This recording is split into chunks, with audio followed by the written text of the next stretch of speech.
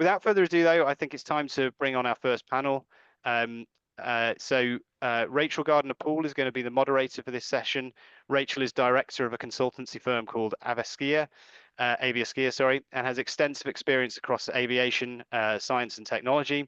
She held senior roles in the UK Civil Aviation Authority and also the UK Space Agency. And recently, she chaired the UK government's Jet Zero Council delivery group for zero emission flight. So a well-known figure across UK aviation in particular. And we're delighted to have Rachel here. Rachel previously held a commercial pilot license, which so following on from Zara's experience, which means that she will be one of two of our next panel alongside two Harvard graduates as well. So we've got two pilots, two Harvard graduates. We're going to have a great conversation. So Rachel, great to have you, and please take it away. Thank you very much, Dominic. And it's really good to be here. And it's really great to hear Zara and just hear, I mean, I used to follow her actually as she was doing her trip around the globe. But just as Zara, talked about overcoming challenges, having a plan, and I think that is so true when we're looking ahead towards net zero, and whether those challenges are looking at whether we've got enough SAF available, whether it's looking at the environmental impact of some of our solutions. I do think we're making great steps in the world of hydrogen aviation. Great advances are being made. Val spoke at the beginning about how just a few years ago, no one was even really talking about hydrogen, and yet here we are. We've got some major airlines here talking about how hydrogen is part of their sustainability strategy. So in terms of this panel, we'll be looking at how hydrogen can accelerate progress towards net zero, how airlines are adjusting their sustainability plans, and also importantly, what they need from innovators and other organisations to overcome the challenges and lead the way to net zero. So we've got four fantastic panelists. I'll just do quick introductions.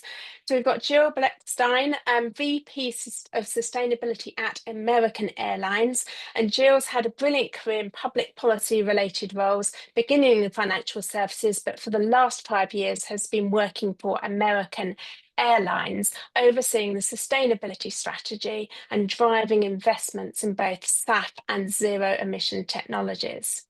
Then we've got Diana Birkett Rakow, leads corporate affairs and sustainability at Alaska Airlines, which is now part of Alaska and Hawaiian Airlines, part of the Alaska Star Ventures. And Diana's career spans across government as well as aviation, and she also serves on the board of a US-based energy company. Now, heading back to this side of the Atlantic, where I am today, we've got Carrie Harris. She's the Director of Sustainability at British Airways, and she's responsible for the airline strategy for environment, as well as diversity, inclusion and wellbeing, as well as community investment. Prior to joining BA, she's had a role in sustainability at the parent company IAG, as well as a career in previous roles like working at NATS and Heathrow. And then last but not least, we've got Jolanda Stevens from KLM. She's the program manager for Zero Emission Aviation. And she's a former 737 captain with the airline. And among other things, hopes to be flight testing a large regional turboprop using hydrogen fuel cells in the next few years. So we've got a really exciting panel, really great experience. And so I'm going to kick off and just ask each of the panel members to talk about their own views on the aviation industry's vote to net zero, and in particular what their own organisation is doing to achieve net zero targets. And I'm going to start off with Jill from American Airlines. Jill, over to you. Thank you, Rachel. Thank you for the lovely introductions. It's exciting that we're all here together today. We do have an amazing panel. I saw someone in the chat say, "Wow, I see all women," and that is something that we certainly celebrate. Also really delighted to be here with two of my One World partners from Alaska and from BA. The One World Alliance, we're taking sustainability and climate change very seriously as an alliance. So that's just something that's been very important and very helpful. So you asked how the industry is doing, and so I'm going to start off. I tend to be the pessimistic one. And I will start off and say that we're either not on track, or if we were on track, there would be no way to know, because we just don't have the technologies yet that we can operate at scale to reduce our emissions. And so we're in a very uncomfortable position, being on the one hand a critical industry for economic growth and prosperity and lifting people out of poverty. And on the other hand, being hard to abate and having burning, billions, tens of billions of gallons of jet fuel every year. We're certainly all feeling the pressure. I think you'll hear that from all of us. We're all investing in different areas that I think you outlined: the operational efficiencies, the SAF. You'll be hearing a lot about SAF on this conversation and in others, and new modes of propulsion. And let's not forget airspace modernization. We still don't have airspace controls that allow us to fly in a straight line from point A to point B, as my boss likes to say. So I think what the challenge of climate change for aviation requires that we all sort of step out of our comfort zones and try to do things that are really unusual for us. So, for example, at American, we joined Breakthrough Energy Catalyst, which is one of the family of companies under Breakthrough Energy, looking to scale promising new technologies. And as part of that, we have done a bankable offtake with a U.S. company called Infinium, which is trying to make power to liquid jet fuel using waste CO2, a little bit of water, and green electricity, and a catalyst to make jet fuel that will be at zero emissions or very, very close to zero. And that's not an economic thing for us to do. Like, we don't buy jet fuel at ridiculously high prices and lock ourselves into long-term contracts. But that's what this market, it's not even a market, right? What this is going to require going forward. And our doing that then has attracted investment capital from Catalyst and from a big infrastructure fund as well to go build these plants. So we can't do a lot of that. We can do a little bit of that. And then, of course, we have our agreement and our investment in ZeroAvia, which we're super proud. So we now have a conditional order for 100 engines to one day power 50 retrofitted CRJ 700s, which we use on some of our regional routes. And, if all goes well, Val, and I hope everything is going well. I know everything is going well. We will be in a position to have potentially the first regional zero emissions flight, which would sort of just be incredible for all of us. I will say that, and I know you referenced this as well, when I joined this role 5 years ago, plenty of people were telling me there was no way hydrogen was going to make any progress, that hydrogen was not the solution, and we should just stop thinking about it, working on it. And ZeroAvia, I think, has nicely proved that that's not the case. Well worth the investment. Okay, thank you. Thank you very much, Jill. And it's great to hear about, as you said, the 100 hydrogen electric engines. So Diana, I'm going to turn to you now. Diana from Alaska Airlines. Well, thank you. This is a fun group to be part of, and I look forward to that conversation. So for those of you out there across the world that don't know Alaska Airlines, we're actually based in Seattle, Washington, on the west coast of the United States. We're the only West Coast-based airline. So I'm several hours behind European colleagues, where it's just getting dark in Europe. It just got light in Seattle, particularly as our days are short. We recently combined with Hawaiian Airlines. So between us, we serve a lot of really air service dependent areas, state of Alaska, state of Hawaii, and then a portion of the West Coast, including, major cities, but also big swaths of rural area, and then sort of throughout the United States and Americas. So that's context for sort of the problem set that we are working with in terms of aviation that we need to decarbonize. A couple of years ago, we set a net zero ambition for 2040 because we wanted to be aggressive and we wanted to push ourselves to move sort of with as much due speed as possible.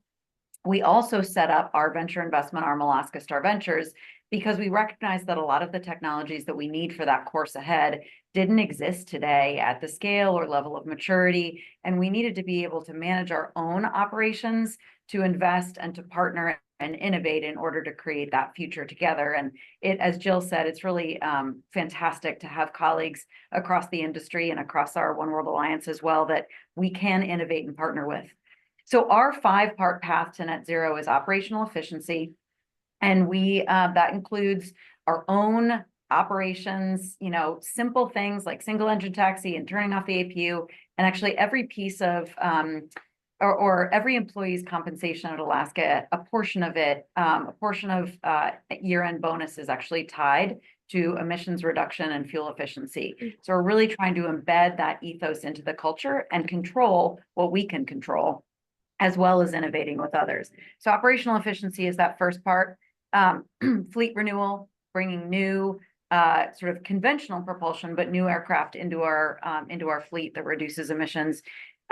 Sustainable aviation fuel, electrified aircraft, which would include hydrogen electric, and high quality carbon removals and credits only as needed to close the gap to that target. So we know we need all of it. We also decided that we needed to work on the first four, the ones that we control, like our fleet and operational efficiency, although there are some things, as Jill mentioned, like air traffic modernization that would help with operational efficiency, as well as electrified aircraft and SAF. We need to work on all of them in tandem. So that's the course that we are on. As it relates to electrified aircraft, and in particular ZeroAvia, we were really proud a couple of years ago to launch a partnership with ZeroAvia. We have a big regional network. About 15% of our network is under 500 nautical miles, which would be potentially served by a ZeroAvia system propulsed ATR. And so that's a lot of flights with a lot of people that are either coming into hubs or traveling through the neighbor islands of Hawaii or something like that.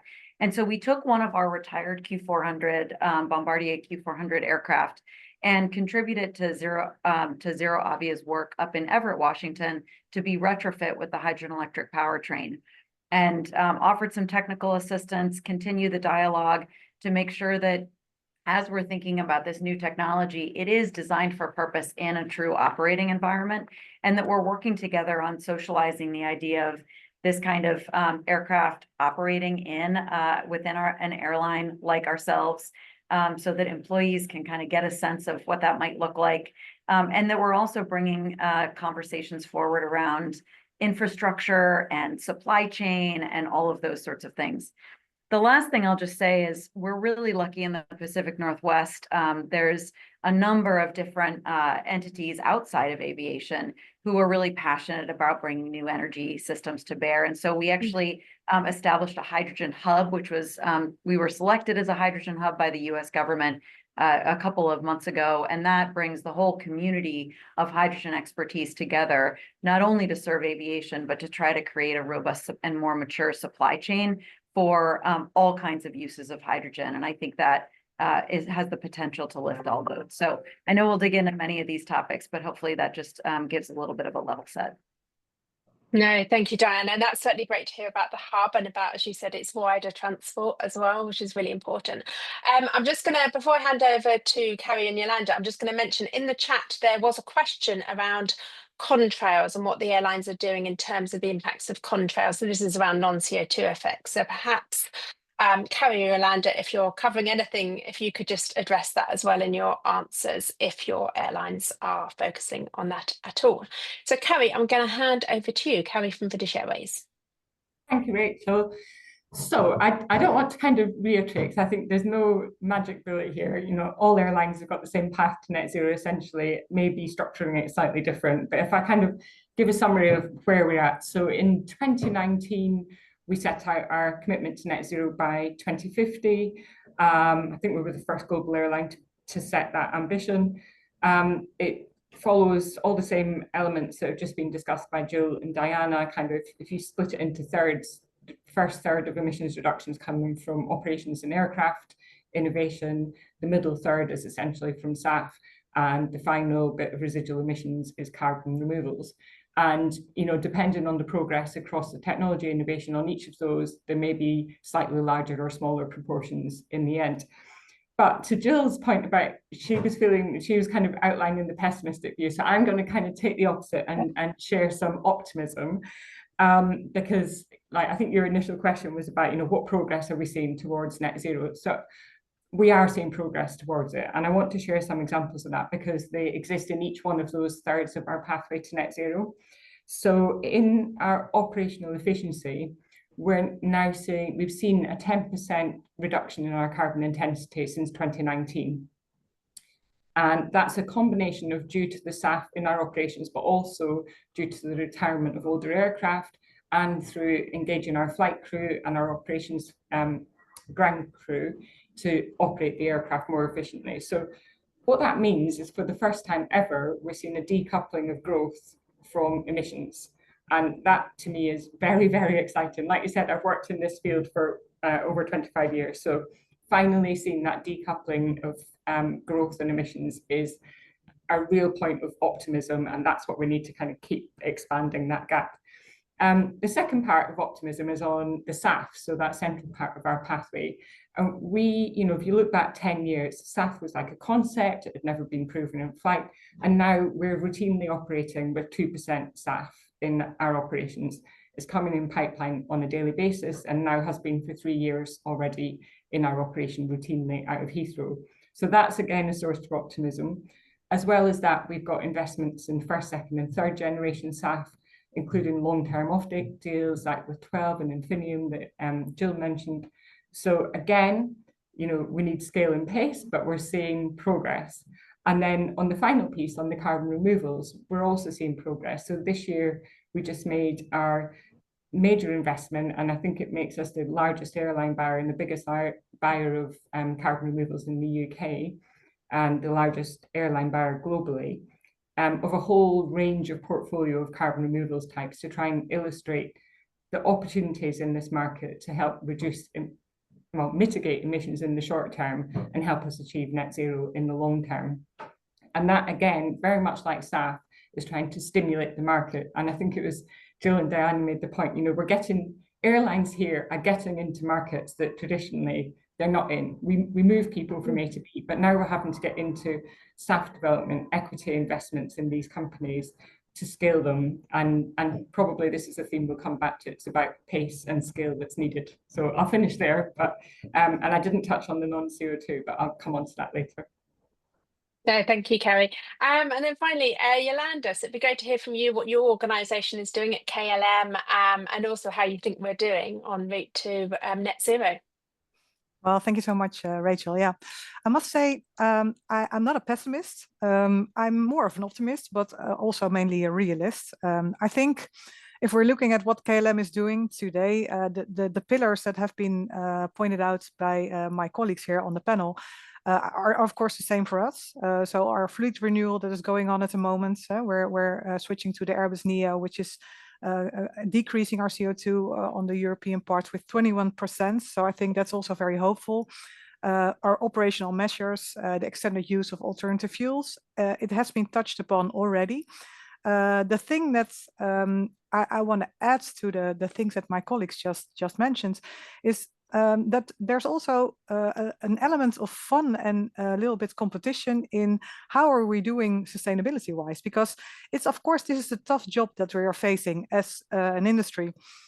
So for instance, what we have been doing the last few years within the Sky Team Alliance is that we have organized the Aviation Challenge. This is a way of all the airlines competing against each other for the most sustainable flights ever, and measuring not only, of course, the outcome, but also what plans, what did you implement, how can we learn from each other, and by learning from each other, how can we implement it for next year, and then making all flights more efficient. And that is a great drive and a great atmosphere amongst the airlines also when at the end there's an applause for the winner, because then of course we are all winners because we're all learning from what our colleagues are doing. So on top of all the things that we are doing, and that is of course all the measures and the optic climbs, economic tankering, the lack of economic tankering, weight reduction, stuff like that. I think if you're combining this all, then sometimes new things come to surface. And one of the things that has been incorporated in this Aviation Challenge is also the contrails. So to touch upon your question, your earlier question, during one of the flights, I think we did last year, we also made a study together with an external company about the contrails on the flights. And if we, during this flight, it was a European flight, we performed the flight planning according to the profile to prevent contrail forming. And this is a very good thing to find out together and to see what will be the effects of that. So we took that along in this challenge, and we also shared it with our colleagues. And we are, of course, doing much more study there. So I think that's a way of combining fun with good results for our very tough subject that we have to face. The alternative fuels, if we're talking about that, then at this moment, Air France-KLM is the biggest airline buyer of alternative fuels. But of course, it's very expensive. And I think Jill already touched upon that. If we want to follow the policies that have been set, and we are very much willing to do that because we have set our ambition higher than what the mandate is asking of us, then still, of course, we're facing this level playing field mechanism. Buying more than your competition will put you in a worse place on your P&L. So this is, of course, a tough situation. So here we are trying to cope with the price, the availability, and how can we make not only the alternative fuel, but also the synthetic fuels in the future, how can we make them available at a lower price? So for this, we have recently joined Project Sky Power, which is an alliance or collaboration between technological partners, airlines, and soft producers to enhance the production of synthetic fuels. So this is also our way of trying to drive industry change on our way to our decarbonization targets. And last but not least, and this is what I'm working on 24/7 with my team, with the Zero Emission Aviation team, we have full focus on how we can incorporate the new technologies, the new forms of propulsion into our strategic roadmap. So that means that we are looking at the whole system change that is needed to get a hydrogen flying or battery electric flying, to give them a place in our current network. And that, of course, asks for creativity. It's not only about the fact that the whole system needs to be built, the whole framework of technology, but also of regulation, of infrastructure, of passenger acceptance. We may come back to that later, but there are so many things that need to be built. But before that, we need to understand how can we use this? And for this, you also need some creativity. Maybe it's different than what we do today. So we are really, really willing to do some soul searching there. We're doing this very actively by building scenarios, talking about that up until the corporate levels, and to see what we are able and willing to do. And one of these examples is, of course, that we have joined ZeroAvia in the demonstration flight of liquid hydrogen in 2026. So we're heading there together with them. We're very proud of that and very much believing in the fact that building towards this demonstration flight is going to learn us so much about what we have to understand, what we still have to develop, what we still have to educate. There are so many factors here. So very happy to be on this track with them together.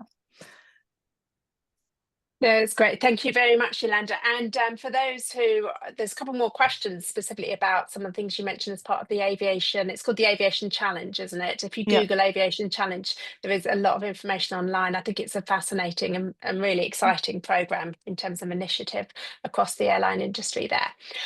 So I'm going to move on. We've talked about things that are happening, the progress, the positive progress that's happening, but I want to talk now a bit about the challenges. And I'm deliberately going to start with Carrie, who by her own admission is very optimistic.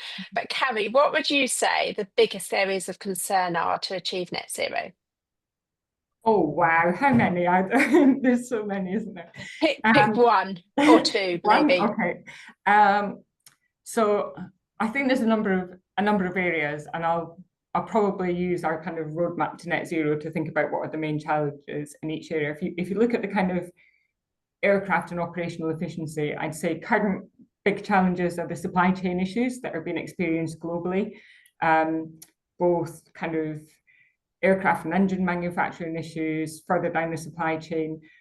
The implications of that is it's slowing the fleet replacement, and that in turn is having an impact on carbon intensity of operations now. So that's an immediate piece.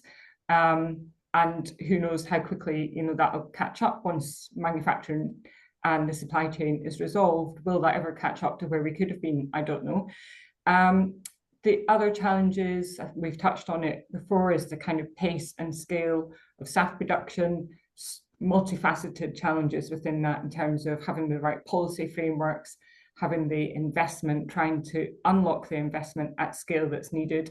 We're seeing great innovation there, but it's just not coming through fast enough, and we want to see more.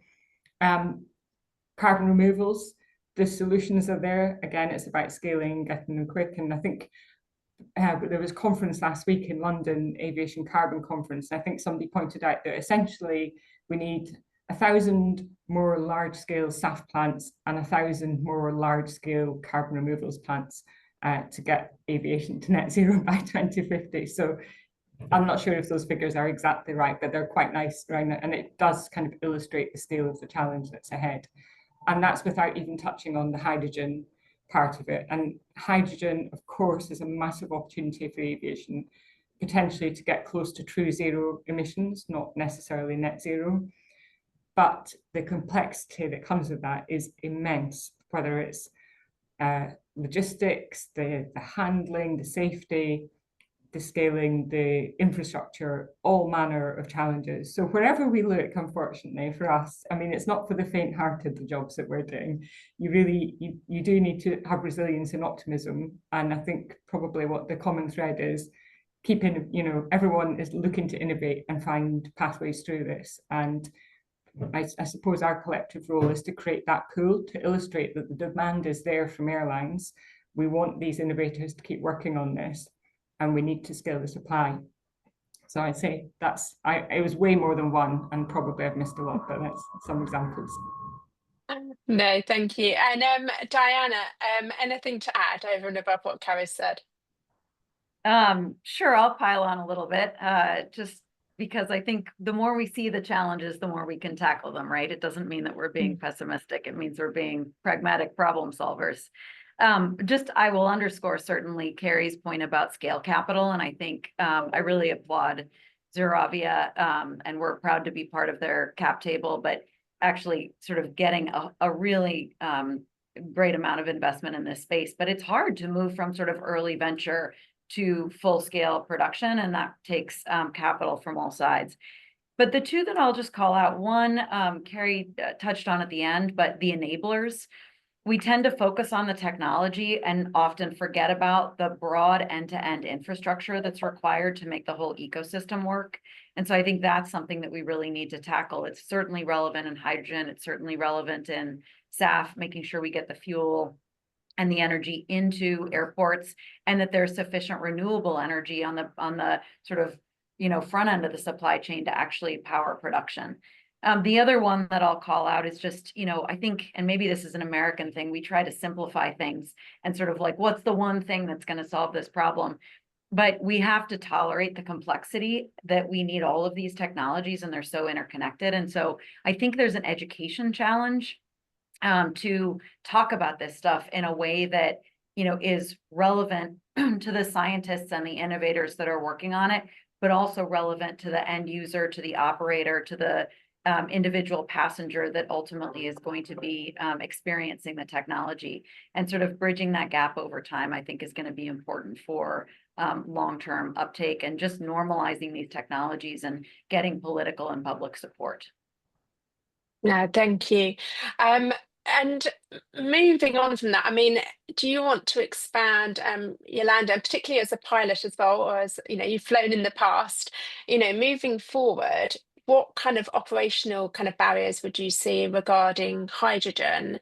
Would you hope to fly hydrogen-powered aircraft in the future? It'd just be good to hear from you on that.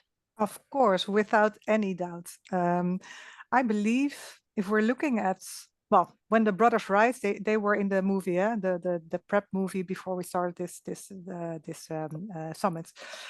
When they started off, I think kerosene was also very dangerous substance, right? You can easily burn that. So people were looking at that with regard, oh my God, what are we going to, how are we going to handle this?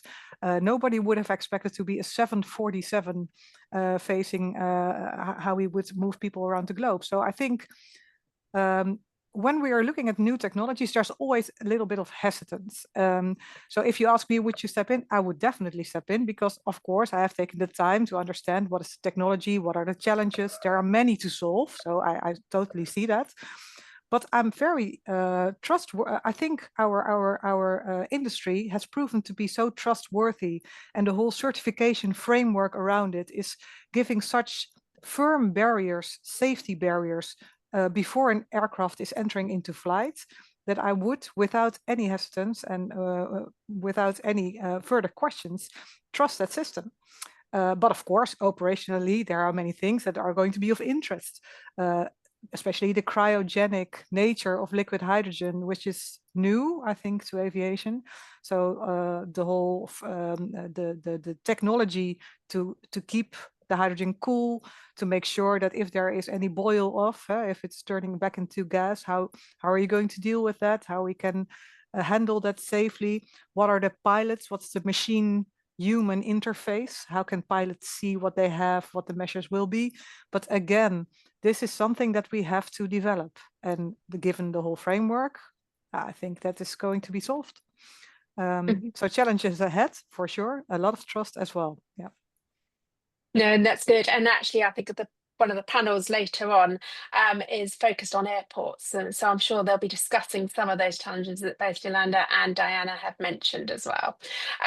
Jill, what's your view on whether we've got enough green hydrogen? So everyone talks about there not being enough SAF. Now hydrogen is required to make SAF, and it's also needed for hydrogen aircraft.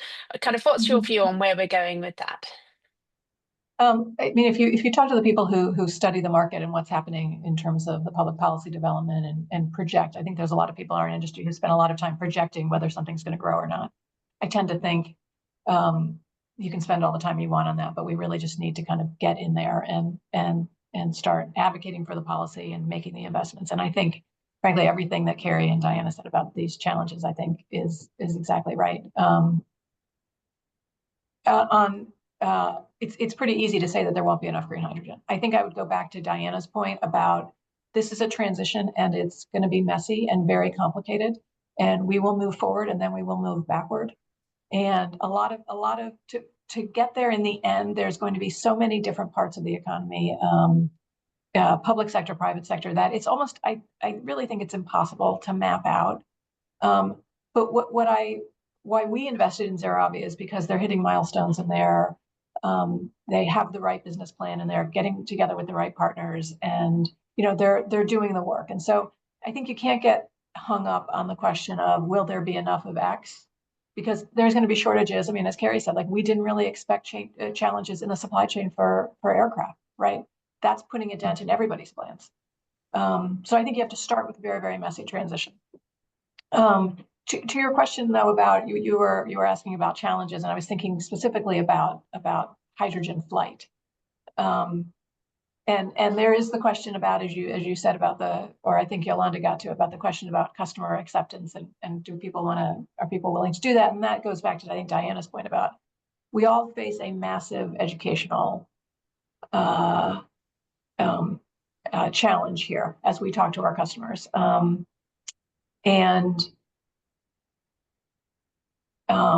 Wait, what was I going to say about? Oh, I know what I wanted to talk about. So on hydrogen flight, when we think about going from point A to point B, regular operations are fine. We do those all day long, but really running an airline is about irregular operations, right? We call them IROPS. And so when I talk internally to my COO, for example, about, maybe getting a hydrogen retrofitted aircraft, the first thing he says to me is, well, Jill, if I go from point A to point B, I have to be able to land at every point along the way, right? So you really start thinking about, okay, how do I position hydrogen? And I know we're probably not going to get into a whole hydrogen infrastructure discussion here, but the logistics and the infrastructure that's going to be required it's pretty daunting. But you start where you have to start, which is why I love what Jolanda's talking about, KLM operating a demo flight. You start with the shortest point from point A to point B, and you build out from there. How did we build the network we have today? Diana was talking about regional flying to really remote places. American operates a very probably the largest regional network of U.S. carriers, and that's essential travel for a lot of people. But we're just going to have to build it out sort of step by step. And look, I love to plan a project, and I wish I could have a project plan that would outline how all this stuff's going to happen, and it's not going to be possible. We have to just dig in and make and start actually doing stuff. No, thank you. And you just touched on about consumers, because ultimately we could do all this technology, we could get the airports ready, we could get enough green hydrogen, but we do actually need passengers, people willing to fly on these aircraft. So it'd be great to kind of get your views about, what the perception might be of the first hydrogen flight. Someone mentioned earlier, there is a perception about it being dangerous. Right. And also, do you think consumers will pay more for greener flights? Interestingly, we have had a question already asked actually about, will this convert to lower ticket prices? If it's lower fuel burn, will that convert to lower ticket prices, which could suggest that maybe people won't be willing to pay more for greener flights? But it'd just be great to kind of explore that topic a bit. And Diana, if it's okay with you, I'll kick off with your thoughts on this subject.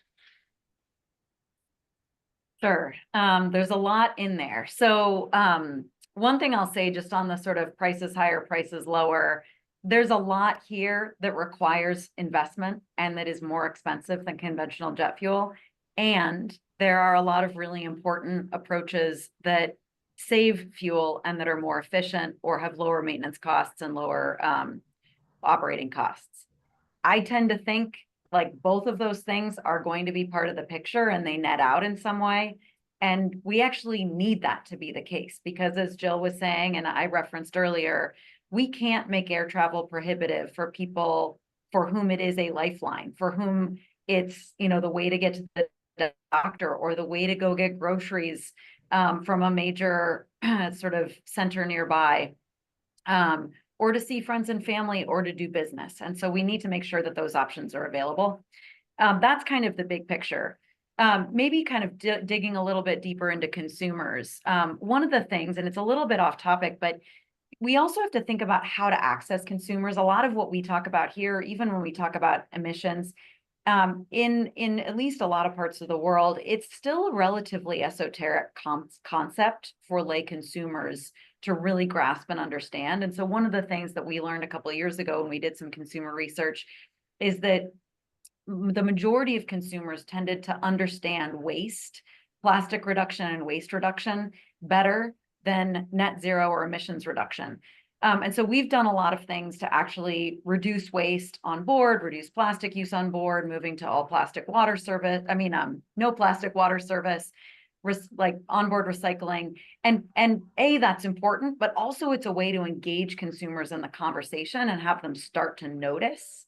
The other thing that we did, and a couple of others on the panel here, airlines have done similar things. So certainly there's a lot of different approaches, but we put an option in our booking path to support staff and with an associated benefit for elite qualifying miles. They're not redeemable miles, but they do help you get to that next elite tier. And we've positioned it as sort of a sustainability linked way to avoid the year-end mileage run. Again, we don't anticipate that 50% of consumers are going to do that today. It's a small percentage, but because you go through it, it makes consumers notice, oh, SAF, what is SAF? How does that relate to my flight? And it's part of this ongoing education journey that we're on. So bottom line, I think, all of these things accrue to better consumer understanding, better normalization of the technology options, which I think ultimately is going to enable consumers to develop the trust that Jolanda was talking about. Yeah, thank you, Diana. I'm going to move us now in to look at kind of what we've talked quite a bit about the challenges, and that's been both practical, technological, airport infrastructure, as well as consumer challenges. But Carrie, can I ask you, what do you think would help build confidence or address some of these challenges that we've discussed? So I think if we look at, I think we had some good examples in the UK recently. We've had like the Aerospace Technology Institute, for example, and the government has funded that now for over 10 years. And that has given investment into R&D, into the likes of Rolls-Royce, Airbus, and other kind of catapults to look at hydrogen. But together with that, the government also had this Jet Zero Council with the Zero Emission Flight Task Force, which you chaired, Rachel, very well. So I think having that kind of framework and that commitment to net zero flight that ran alongside SAF investment as well. So there was two main work streams as well as a non-CO2. I think having that framework that kind of gives that credibility to a future that includes hydrogen propulsion is really important, because you touched on it, Rachel, that a few years ago, no one was looking at hydrogen. Like when we first partnered with ZeroAvia, when there were a team of 6 people, they came through our startup incubator in 2019, and a team of 6 people with an idea. We've taken part in 2 of their funding rounds. And I think I checked last year, and I think they've got now a team of over 200 people with funding from 4 airlines, Airbus, the UK Investment Bank. I think their valuation now is about $1 billion. And wow, what a success story that is. I think, you know, if you're looking for a sign of optimism, that's amazing. They've now done test flights, 10 test flights flown in the UK. I think they're doing more, I think with Alaska, maybe in Canada. So wow, what a pace of change. So I think to counter some of the challenges that we've all said, we've also got these innovators that are really showing how fast things can accelerate. And I really do hope that we continue to see some technological breakthroughs, because we do need it. And I just keep wishing ZeroAvia and other teams like them all the best for keep pushing on and doing what they're doing. Thank you, Carrie. And that is, we're almost coming to the end, unfortunately. We've only got a couple of minutes left. So I'm going to ask one, we could keep talking, and I'm very conscious there's a lot of questions in the chat as well, and I haven't been able to get to all of them, but I'm sure we'll be able to kind of answer some of them in the chat if we don't get to them. But I've got what one thing, and this is to each of you, what one thing would you want the audience here today to take away from this discussion? And bear in mind, the audience could be operators, innovators, OEMs, regulators. But what one thing would you like them to take away from this discussion to enable net zero to become a reality? I'm going to kick off with Jill.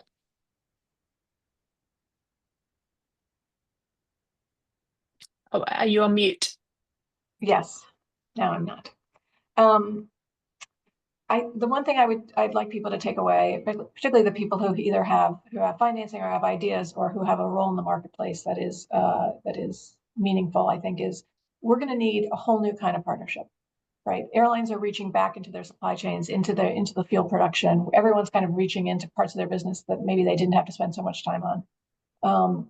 We are partnering. I know I'm on the phone all the time with people who I never thought I'd really be working with, and you know, you're going to have to be a little uncomfortable. You're going to have to be a little creative.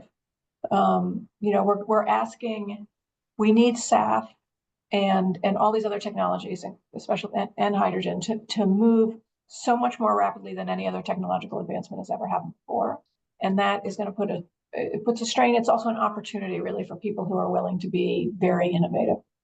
And so I think if everybody does what they can, I think we might have a shot at this. I also think we need a really honest conversation about what's possible, not in a way to give ourselves, not to step back in any way, but just to focus more on making the progress that ZeroAvia, for example, is making.